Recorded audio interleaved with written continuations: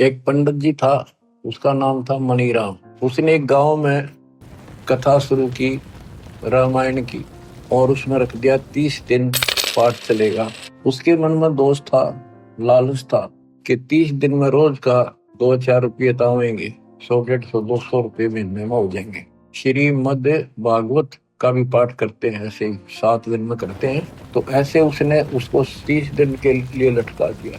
जो भी इनमें से कोई पाठ किया उसने, जब 30 दिन पूरे हो गए और उसका समापन करना था 30वें दिन, सब जगह गांव वालों ने न्योता दे दिया 2 दिन पहले, भाई सारे आइयो, कथा को भोग पड़ेगा। उसी दिन गांव के शरारती व्यक्तियों ने दिल्ली से एक नाचने गाने वाली चंपाकली नाम की लड़की ले आई। उसी दिन उसी समय उसका वहां शांत करा दिया और उधर से उसकी कथा का भोग पड़ा। मनीराम का तो 30 दिन में 30 रुपये आए और वो चंपाकली 2 घंटे में 500 रुपये लेकर चली गई। अब मनीराम को बड़ा दुख हुआ, अब देखो मन तो 30 दिन भगवान की कथा सुनाई और मुझे 30 रुपए मिले, और वो निकम्मी 2 घंटा 500 रुपये लेगी। लोग कितने जोगे को नहीं पता कैसे है। ऐसे मन में बहुत पश्चाताप करता हुआ चल पड़ा लेकर 30 रुपये। जाते जाते उसने सोचा कि यार गरीबदास महाराज है, नाम सुना था उनका, उनसे मिलके चलूं, उनको बताऊं देख दुनिया किसी डूबेगी। परमात्मा का तो कति ध्यान नहीं रहा, बकवादा में बढ़ गई। गरीबदास जी के पास गए, वहाँ 5, 7, 10, 20 भगत आ जाया करते गरीबदास जी के आसपास के गाँव के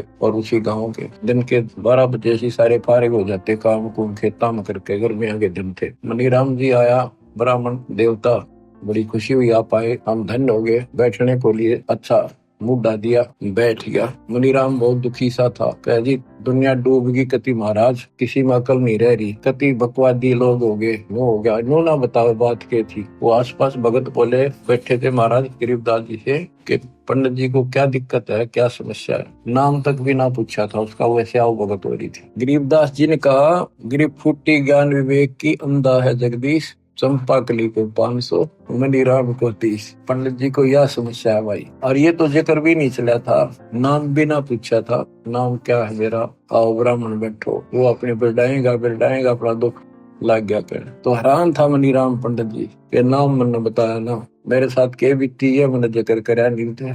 परमात्मा है, अंतर्यामी है, भगवान है। तो गरीबदास जी ने कहा, भाई पंडित जी तो उन लोगों को गाली दे रहा है, कोस रहा है, आप कौन सा अच्छा काम कर रहे हो, क्या आप पाठ करने के अधिकारी हो। जब राजा परीक्षित को 7वें दिन सर्प ने डसना था और ये भागवत कथा सुनानी थी, कोई आज्ञा नहीं आया, कोई ऋषि नहीं आया काम सुना दे इसका कल्याण हो जाए, तो 7वें दिन परिणाम मिलना था। तो स्वर्ग से सुखदेव बुलाएगा, सुखदेव ऋषि आए विमान में बैठकर। राजा परीक्षित की कमाई भक्ति धर्म, ये राजा लोग यज्ञ बहुत करते थे, धर्म यज्ञ भंडारे, ब्राह्मणों को लागड़ गाय यानी बच्चे समेत ब्याई हुई ये दिया करते, दौड़ दिया करते, मोहर देते थे, भोजन खिलाते थे, बहुत धर्म करते थे। तो वो धन इनका ऊपर जमा हो जाता था। उस आध्यात्मिक धन से विमान पर बैठकर सुखदेव ऋषि ब्राह्मण आए, उसने 7 दिन कथा सुनाई। इतना ब्योत हुआ, राजा की आस्था ऊपर स्वर्ग में बढ़ा दी उसने, इधर उधर की अटपट मार के, संसार झूठा है, यहाँ कोई नहीं रहेगा, इस तरह की कथा सुनाई। और उधर से